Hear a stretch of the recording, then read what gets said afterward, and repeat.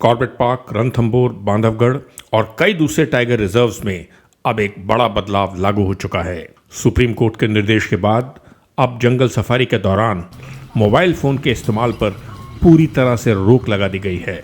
Tourist हों, guides या फिर जिप्सी ड्राइवर्स, अब कोई भी जंगल में मोबाइल फोन का इस्तेमाल नहीं कर सकता। अब सवाल यह है, क्या यह फैसला बाघों के लिए वरदान साबित होगा या फिर इससे टाइगर टूरिज्म को नुकसान पहुंचेगा? आइए इस बदलाव को आज हम भावनाओं से नहीं बल्कि तथ्यों और ज़मीनी हकीकत से समझने की कोशिश करते हैं। मुझे पता है इस फैसले से आप में से बहुत से लोग आहत भी हुए होंगे और बहुत से इसका स्वागत भी करेंगे। सबसे बड़ा सवाल उठता है, मोबाइल फ़ोन जंगल में समस्या क्यों थे? जवाब को ज़रा ध्यान से समझना होगा।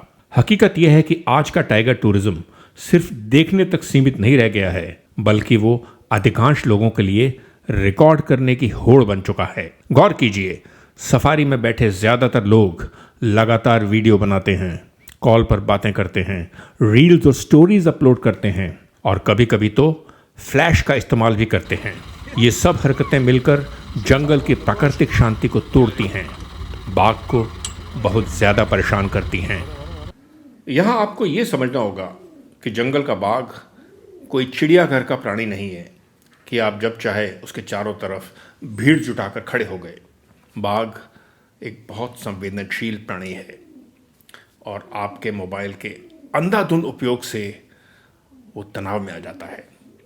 इस तनाव से जंगल का बैलेंस भी बिगड़ता है। आइए देखते हैं कि मोबाइल फ़ोन से किस तरह प्रभावित होते हैं ये बाघ।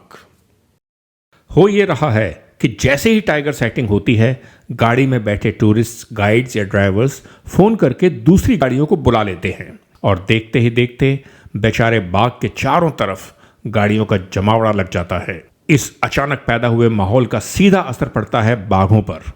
वो अक्सर विचलित हो जाते हैं, उनका प्राकृतिक व्यवहार बदलने लगता है। लेकिन अफसोस, ज्यादातर मोबाइल धारक पर्यटकों को इन बातों से कोई खास फर्क नहीं पड़ता।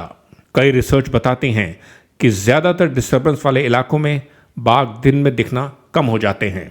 इस मोबाइल की वजह से ना सिर्फ बाघों की नेचुरल रिदम बिगड़ रही है, बल्कि इंसानों और वन्य जीवों के बीच टकराव की आशंका भी बढ़ रही है। अब आते हैं उस अहम पहलू पर जिससे कि मुझे लगता है ज्यादातर पर्यटक प्रभावित होंगे। सुप्रीम कोर्ट के इस फैसले से टाइगर टूरिज्म पर क्या असर पड़ेगा? पहली नज़र में तो लगता है कि मोबाइल बैन मतलब टूरिस्ट नाराज होंगे। हाँ, शुरुआती दौर में कुछ लोग ज़रूर कहेंगे, अब हम फोटो कैसे लेंगे, यादें कैसे कैद करेंगे, अपने दोस्तों और घर वालों को कैसे बताएंगे कि हमने टाइगर देखा है। लेकिन ज़रा सोचिए, क्या टाइगर टूरिज्म का मकसद सिर्फ मोबाइल में बाघ को कैद करना है या फिर बाघ को उसके घर में देखना है? असल में मोबाइल बैन का यह फैसला टूरिज्म को सतही से गहरा बनाने का मौका है। जो मोबाइल जेब में रहेगा तो आपकी आंखें ज्यादा चौकन्नी होंगी, कान जंगल की आवाजें सुनेंगे और अनुभव कहीं ज्यादा असली होगा। अगर हम सच में चाहते हैं कि भारत में बाघ सुरक्षित रहें और टाइगर टूरिज्म टिकाऊ बने, तो हमें यह समझना होगा कि जंगल सिर्फ मनोरंजन की जगह नहीं है, बल्कि ये एक जीता जागता इकोसिस्टम है। हमारी हर हरकत से, हर फैसले से ये प्रभावित होता है।